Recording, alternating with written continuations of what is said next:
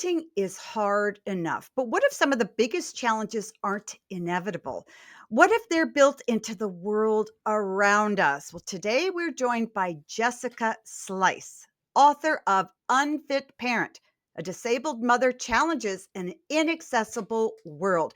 Through her work in the New York Times and the Washington Post, Jessica challenges society's rigid ideas of, quote, good parenting and the barriers, both visible and invisible, that make it even harder. Jessica, thanks so much for joining me Thank today. you so much for having me. I'm thrilled to be here. Great book, Unfit Thank Parent. you. And we're going to be talking about that today and your experiences. And I think you're so right on. The idea of the parenting expectations that parents have, which often come from the culture around us Mhm. and our quote unquote society, which really is our friends, we hear on television and music.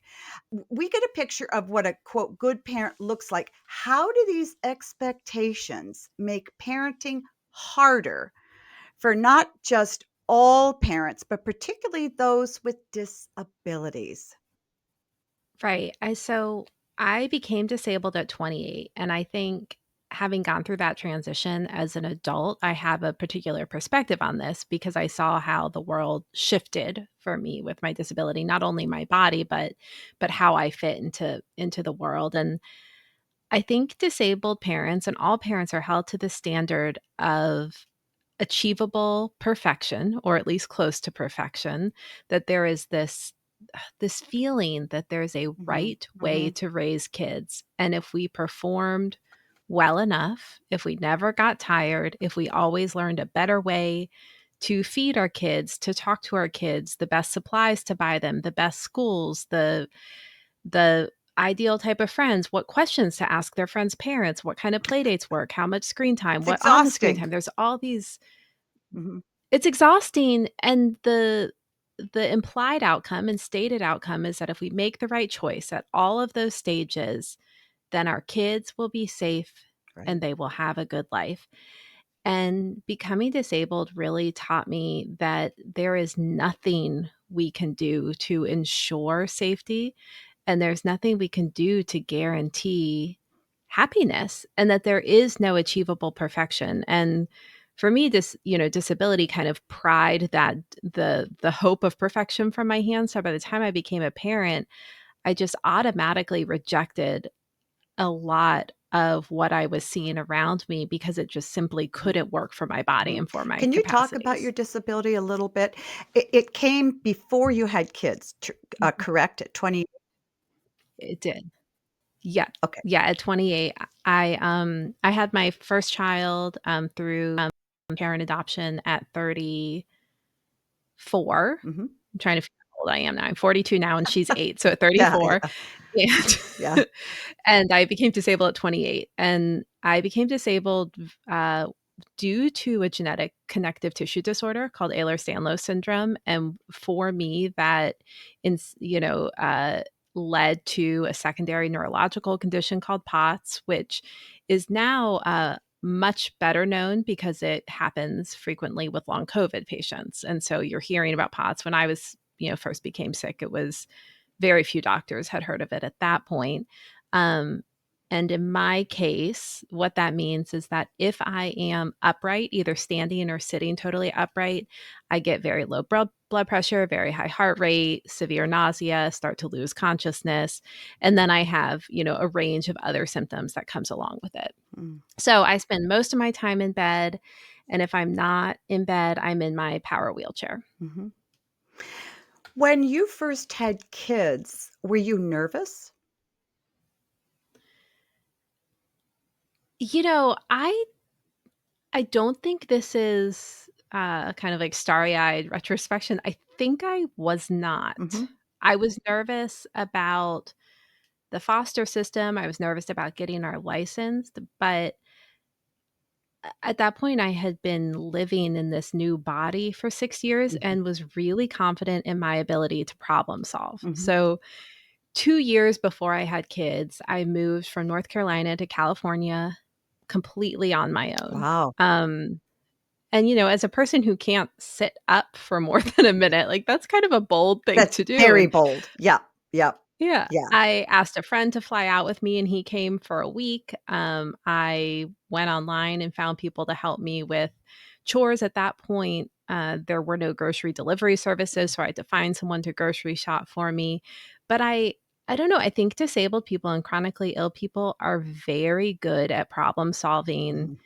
in their day-to-day life, and I had been doing that for so long and had, uh, honed those skills so that when I imagined being a parent, and at that point I had a partner named David, who's my husband now, I just knew I could figure it out Mhm. because I had figured out so many other things. So you probably went into parenting with a strength and confidence that most parents don't have. Is that fair to say? Yeah, I think it is, and I think from the outside, we became parents to a newborn, without even knowing we'd have a newborn. We expected any child between the ages of 0 through 12, Mhm. and we were told it was most likely that we would have an older child placed with us because there's a higher need for foster parents of older kids. So not only was I disabled, but we also weren't prepared for a newborn. Like, we didn't have baby bottles or baby clothes. We had this, like, one old crib in the corner. We didn't even have the most basic supplies, and we had a 12-hour notice before we brought her Ah, home from the hospital. that's tough in the best of circumstances, but yes, yeah, that's pretty tough. So, Yeah.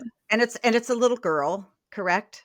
Mhm, mhm, mhm, So when she came, most parents, when they have a baby come into the house, they're a little bit in shock and awe. This is a beautiful, beautiful baby, but I don't even know what to do.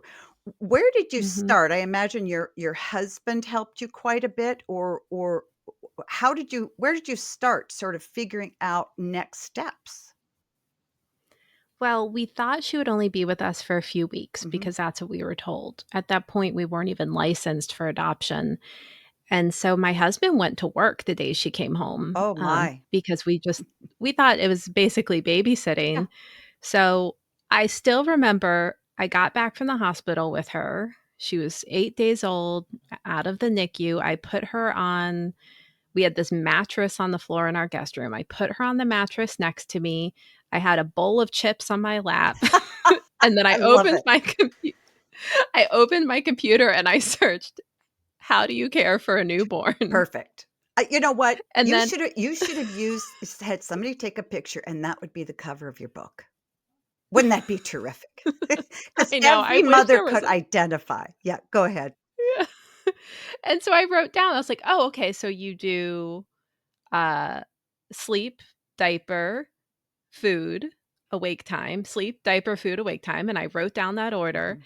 and then I was like, "Okay, I can do that," and I set a timer for the next time she should eat, and then I posted on the neighborhood next door group, and I said, "We unexpectedly have a newborn. These are the supplies I need. I can go out shopping another day, but if anyone has them, I would appreciate it." And, it's sometimes things like that you get to see the most beautiful Yeah. parts of humanity because within an hour, and I could even tear up remembering it, we had just trash bags full of baby supplies outside our Oh. door. Mm.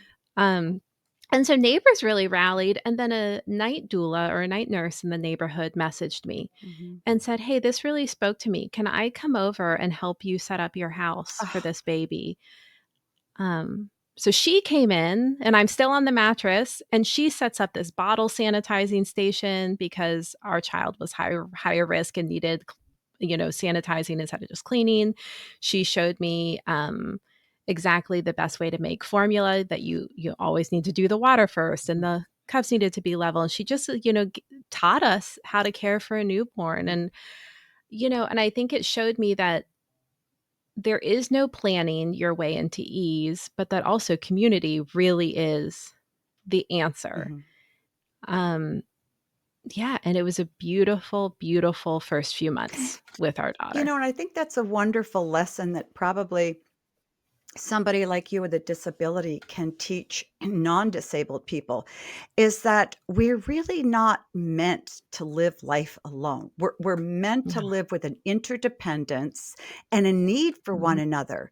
And I sometimes think that what really is painful and anxiety provoking for non-disabled parents is this feeling that they need to do it alone, and they need to do it as well as their friends, as well as their neighbors. But you in a very opposite situation. You needed people. And Mhm. talk to the non-disabled parents, particularly mothers out there who are listening, about the importance of needing another person, usually a mother, and how we can learn from that and why we need to do that and why we don't do it. That's a loaded question. So, Yeah. sorry. Well, I think we're sold a kind of sold a bill of goods about what is actually within our capacity as parents, and often particularly as mothers, that there's this sense that it's if things are difficult, it's because you aren't trying Mhm, hard enough, you're not optimizing your time, you don't have the right routine, you haven't written your schedule down in the right way. There's like, must be a better way to meal plan. There must be a better way to plan out your cleaning. And, and if you're in the financial position, of course, there's hiring childcare and hiring housekeepers and hiring dog walkers, but then there's still the management of that. And there's this sense that it's all resting on mhm. you. And I think finding community isn't easy. It's not like, oh, well, just have Right. community. But I do think what that feeling that it's too much and that you're falling short is actually an indicator of is that it is too much. It's not that you're falling short, it's just that you're confronting the reality that we cannot do this alone. And that um I needed those baby supplies. I needed Renee to come and tell us how to do things, and that wasn't because I'm not a good enough Mhm. mother. It's just because we're not designed to do this by ourselves. And I think finding community is hard, but the most important first step is saying, okay, it's not that I'm not good enough. It's that this is a very hard I thing. love it because you're absolutely right. Mothers who are not disabled feel as though they don't have an excuse not to be perfect or to be Mhm. trying to be perfect. And in a way, you sort of started out saying, look, I am who I am, and these are the skills I have, and this is the energy I have, and the love I have for this child. I'm just gonna go with it, Mm. and I think that I don't wanna speak for you, but it seems to me that would bring you great joy as a mother and freedom versus a Mhm. non-disabled mother who feels like she's got this motor running. I have to, I have to, I have to, I have to, Mhm. and there's no joy in that. So, talk to mothers a little bit, if you could, about just dialing down, and if you had 1 or 2 things you would encourage them to give up, what would they what would that be? What would those be?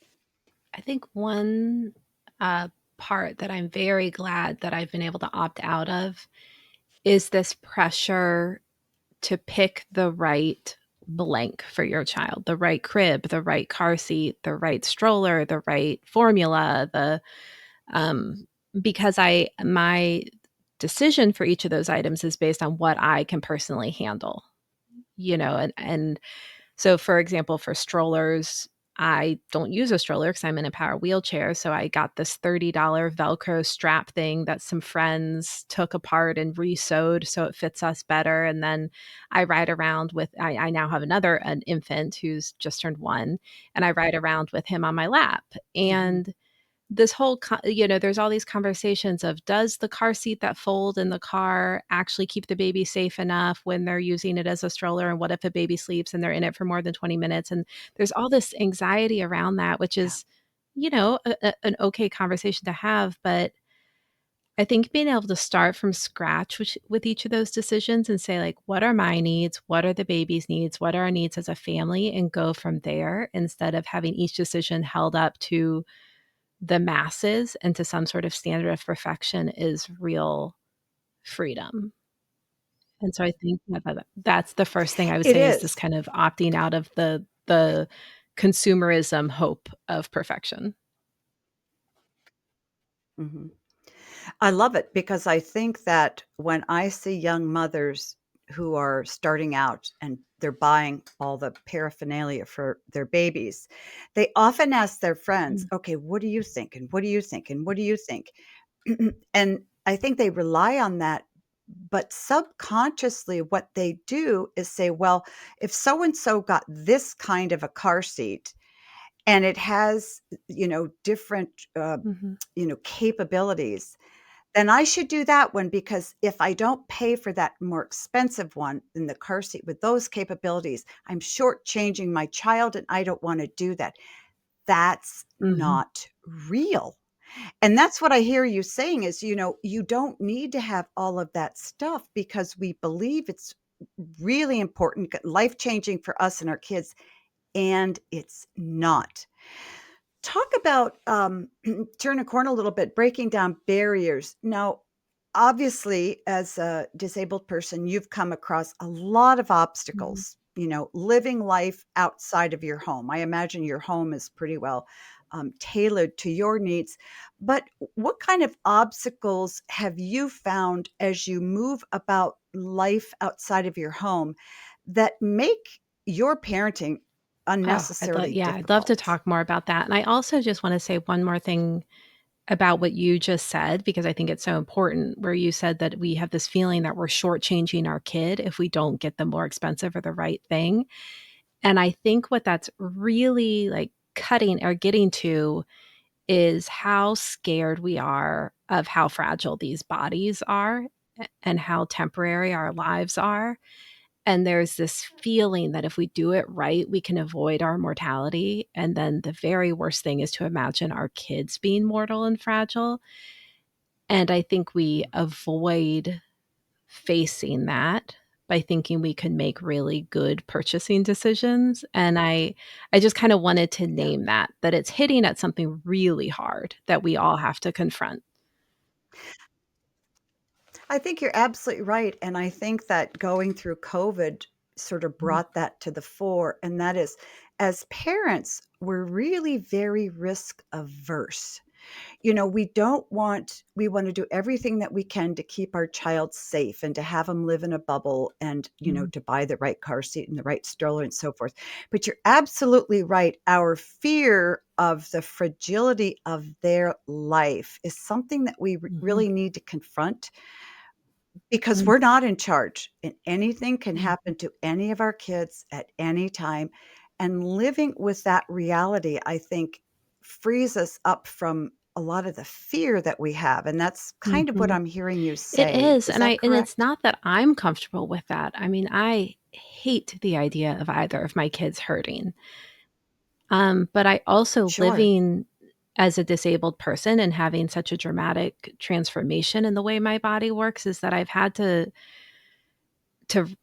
to accept that that does happen to all of us. Our bodies hurt and we all will suffer, and I think just holding those 2 things at the same time of, like, all I want is for my kids to be okay forever, and they definitely won't, and just the heartache over Mhm. that, I think is where there's sort of this path of freedom through the middle of those things and the ability to hold both of those, and I think if we distract ourselves with all these other decisions, we're really just trying to avoid that.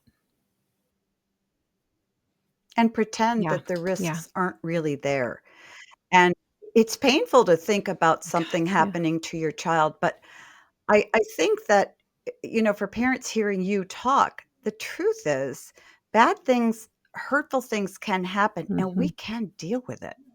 I mean, look how tough you are and how strong you are, and Mhm. you've got, what, 2 kids now?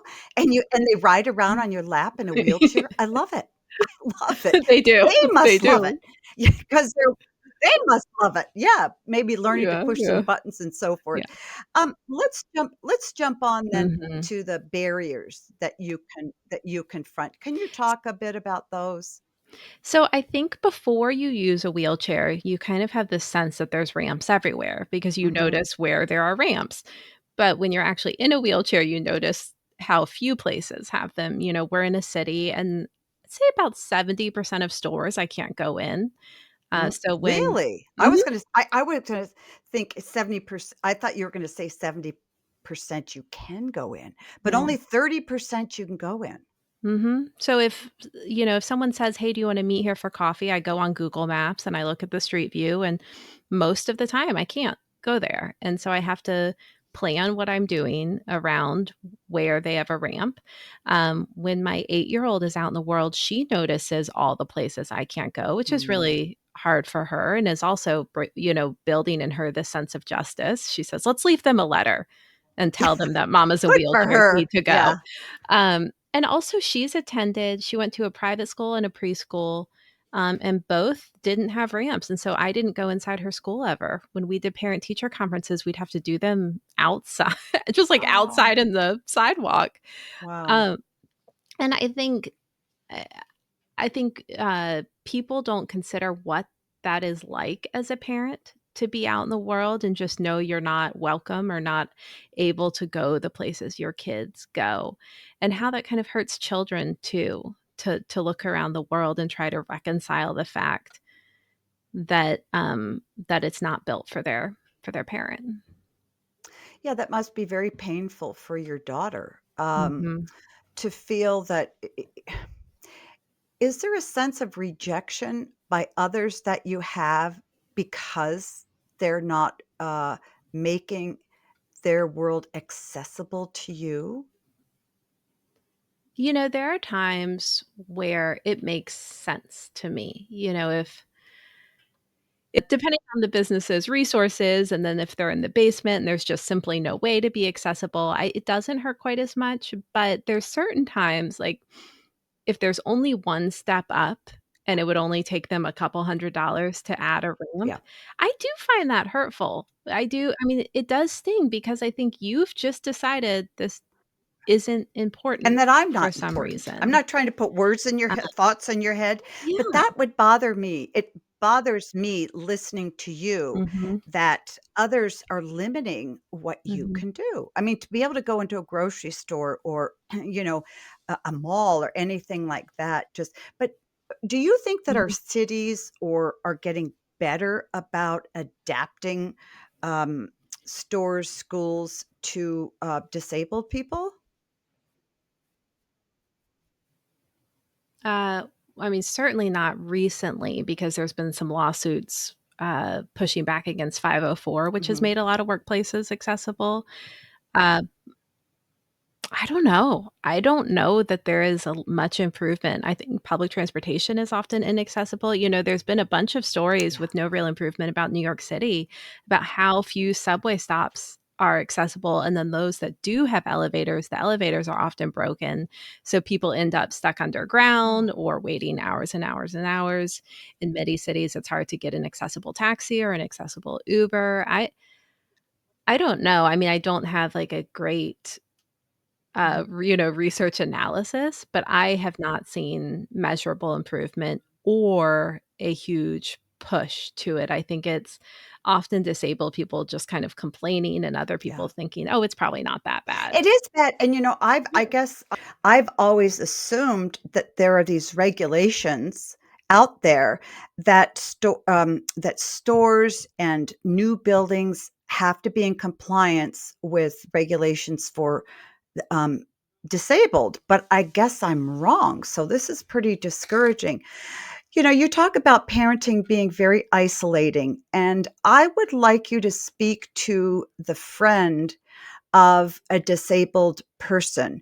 What can he or she do, to help that person, not just physically, but emotionally, and sort of go to bat for them, if you will? Great question, and I think there's 2 things I would say. One is, in general, if you're planning an activity, say, "Hey, what do I need to do to make this accessible for you? I know our house might not be. Should we meet somewhere else? Or if we are in our house, what can I do?" And just sort of leading with questions and openness about accessibility makes a big difference. And then also, if there's shared spaces you go together, Maybe being, if you're not Mhm. disabled, being the one who approaches the business and said, "Hey, have you considered a ramp here?" Or, "I noticed the button that helps you get into the bathroom is Mhm. broken. Could you please fix it?" Just taking some of that burden off the disabled person because we're doing it so much in our day to day life. Yeah. And then the other part I would say is to value the disabled parent's wisdom, because we do often have something to offer and a perspective that's really useful. That I think uh, when parents respect my knowledge and what I've learned as a disabled person, it also makes me feel included, and that I'm not, yeah, Mhm. and that I'm not a different class of parent as a wheelchair user. Mhm. Mhm. Do you think that people, friends, are afraid to talk to you differently or approach you differently or to say, "How can I help I you?" think so. I also think it depends on personality. I think some people are so comfortable with it, and it often depends on life Mhm. experience and personality. And some are afraid of saying the right thing. Even doing these interviews leading up to the book, I know I've had a few Yep. people say to me beforehand, like, "Hey, I'm really nervous about saying the wrong thing or saying something hurtful, or I don't really ever talk about disability. You're the first disabled person I've talked to." And so I think it depends a lot on life Mhm. experience. We only have a few Yeah. minutes left, but I'd love to hear you talk about, um, your kids and how do you I'm sure your kids must have get comments or have feelings about because you're different than other Mhm. mothers. How do you teach them to handle comments or questions, that classmates might have? Because 'Cause I'm sure their classmates must have questions about your life and everything. Yeah, so I think my oldest child is 8, and I think one benefit is that kids generally think power wheelchairs are very cool because they have a lot of Yeah, buttons and features, and every class she's been in, I've gone, and obviously I haven't gone inside because I haven't been able to, but I've had, like, outside show and tell time where I talk to all the kids, I show them the features of my wheelchair, I read a book, I talk about disability, and I've done that just so that the burden isn't on her to explain it, wonderful. and in general, unless she's not telling me, which isn't really her style, she would tell me, the kids all think it's cool. Like, when I show up at school, Yeah. they all run to me and ask me to, They probably wanna use your the wheelchair. biggest issue. See how fast it Yeah, the goes. biggest issue is having them not touch it and say, like, "Please don't drive my chair. Please don't grab my joystick." Like, Exactly.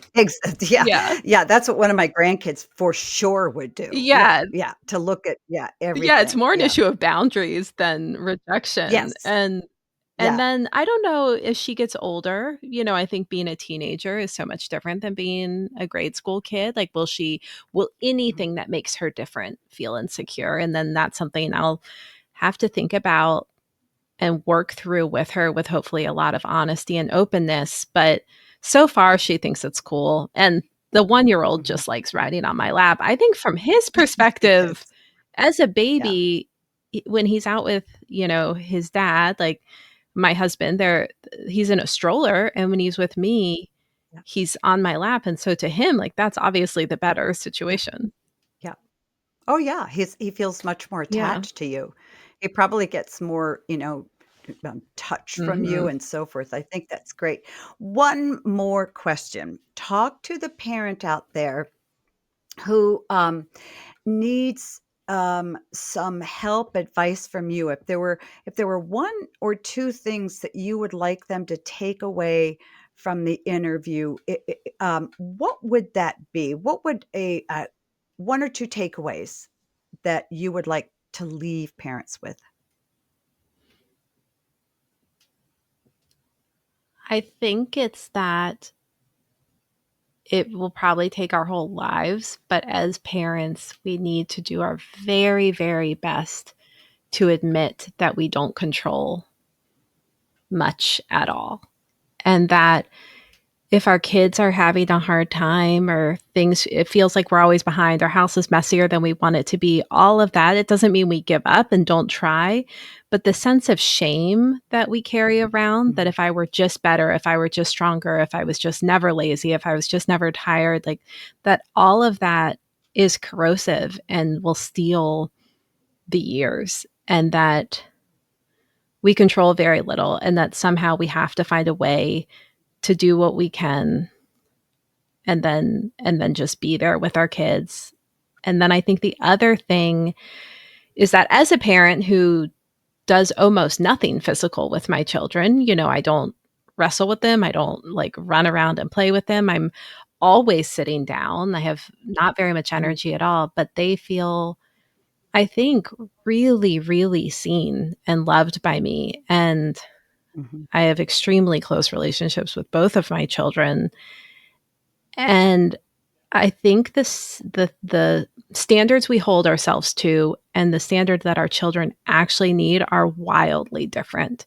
That mhm. the fact that my kids always know where I'm going to be and they know that I have a very like an almost endless capacity to sit still and be present with them and listen and delight in them, like that gives them a lot more than like one example than a mom who puts together not better than this particular mom, but then if I were able to put together beautiful lunch boxes for them. And that's Mhm. kind of to myself too, because I feel insecure like when my daughter's eating chicken nuggets and ketchup every day. But I think Mhm. disability has taught me that that's sort of a standard imposed by other people. And the thing my daughter Mhm. actually needs is a mom who's well regulated and who can be with her. And I'll be honest, as a pediatrician, and I've seen thousands of kids grow up, what kids really want and need in the depths of their heart is parents' presence, and you give that in spades to your kids. And I think that is so much more important than a soccer game or a beautiful lunch or, anything else. That's what kids crave. Kids don't crave this running around and having this and having that and, um, having a tutor. They want their mom, Mm, and they want their mom to sit and be available. I mean, think about the security your kids have. They know that when they come home, you're always mhm. there and the gift that that gives them. And so the blessing that they get from your disability is enormous Thanks. because if you didn't have it, you might have just rolled into what all of your friends Mhm, are doing, that after school you just drive everywhere, run home and sort of swallow something else, probably chicken nuggets, at 8 o'clock at night. Yeah. And, no wonder you have such a great relationship, with your kids. Just the picture of you sitting there and being available for your kids at all times, makes me think they must have a lot of security in their lives. I thank you. I think they do, and I do feel insecure when I hear what other families do with their weekends, and I think about for me, if we have all day Saturday, just because of energy and effort and logistics, I will probably get out the door with both kids once and go to the playground a block away for an hour, and that's the excitement of our Saturday, maybe the excitement of our Sunday too, and I it's easy for me to compare that to other families, but you're right. I mean, they know where I am. They know I'm going to be there and they know I'm available for connection, and I think the other stuff is optional. Absolutely, because that's what we miss as parents is the extreme importance of connection and presence in our kids' lives.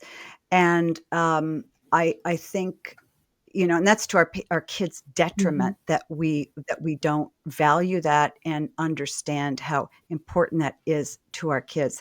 My guest has been Jessica Slice, author of the fabulous book Unfit Parent, Mhm. a disabled mother challenges in inaccessible world. Jessica, you are so wise.